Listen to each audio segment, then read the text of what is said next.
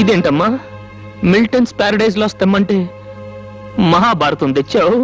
మీరేగా పెద్ద పుస్తకం తెమ్మన్నారు, అక్కడ ఉన్నటిల్లో ఇదే పెద్ద పుస్తకం.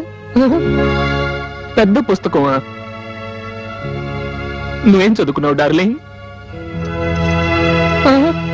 అదేంటి పిడికిలు బిగుస్తున్నావు?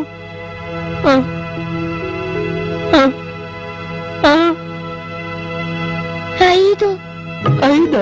అవునండి, ప్రతి సంవత్సరం నన్ను పాస్ చేయించి 5వ తరగతికి పంపారు. మళ్ళీ కొత్త టీచర్లు వచ్చి ఈ పిల్ల 3వ తరగతి కూడా పనికిరాదని వెనక్కి పంపారు.